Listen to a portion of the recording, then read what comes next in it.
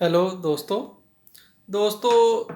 जो हम नामर्दी नाशक योग बना रहे थे M8, उसमें हमने एक पारद की भस्म डालने के लिए जो हमने योग बनाया था, जो मैंने पहले दिखाया है, तो उसको हमने गुलर के रस में पारे को खरल किया है, गुलर के दूध में रस में, फिर उसको सुखाया कई दिनों के बाद। ये हमने कल उसको रखा था, तो आज इसको खोल कर देखेंगे भी इसमें पारे की भस्म कितने कैसी बनी है, कैसी है, वो सब मैं आगे दिखाऊंगा आपको। तो इसको मैं खोल रहे थे तो मैंने दिखा दूँ, इसको काफ़ी दिन तक हमने 2 दिन तक इसको आग में रहा है। आज ठंडी हुई है, आज उसमें से निकाला है।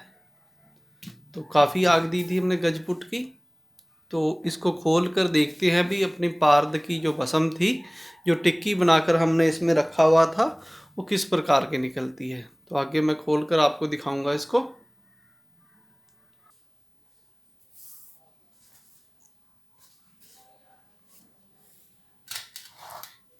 तो ये देखो दोस्तों, हमने इसको खोल लिया है। ये काफ़ी पक्की गिलविथ की हुई थी हमने 3-4 बार, तो काफ़ी टाइम लगा इसको खोलने में। तो इसको हम खोल कर आपको दिखाते हैं। ये देखो, ऐसे ही इसके ऊपर ये रखा हुआ था, तो इसके अंदर जो टिकिया रखी हुई थी वो इसके अंदर है। वो मैं आपको निकाल के दिखाता हूँ। इस प्रकार के इसके टुकड़े हो गए हैं। ये अपनी टिकिया निकली है इसमें से, पारद की।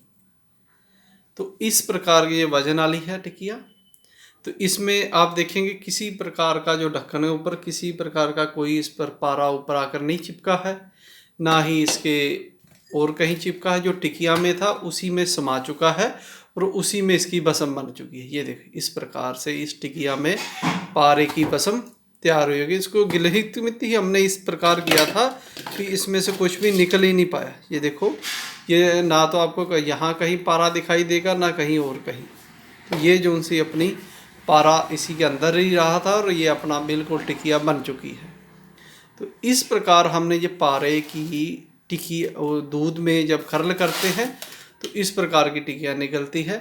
तो ये हमने बरगद के फलों का रस लिया था और कुछ हमने उसमें दूध भी था उसमें फलों में। तो उसमें हमने जब इस कुटाई करते रहे तो ये बीच में बिल्कुल ख़त्म हो गया था पारा। तो ये उड़ नहीं सकता, जब पारा ख़त्म हो जाता है फिर उड़ता नहीं है, तो वो नीचे बैठ जाता है, तो भस्म के रूप में आ जाता है इस प्रकार इसमें से। तो इसको हम आगे निकाल कर फिर हम इसको और चीज़ों में लाएंगे। ऐसे ये अपनी निकली है, ये देखो। तो ये थोड़ी ही बनती है क्योंकि पारा जो रहता है वही रह जाता है, बाकी निकल जाती है। तो ये इसकी हम गुटाई करेंगे और ये अपनी भस्म तैयार होगी है। जो हम ये केवल थोड़ी सी ही जो ये भस्म बनाई हुई है, बहुत थोड़ी मात्रा में ही हम किसी को खिला दें तो वो ही बहुत सेक्स पावर में पावरफुल बन जाती है। ये हमने 8 ना, ये महारथी 8 जो बना रहे हैं M8, उसमें ये डाली जाएगी। तो उसी के लिए ये बनाई थी, और वैसे अब अगर किसी को ज़रूरत हो तो हम ज़रूर देंगे।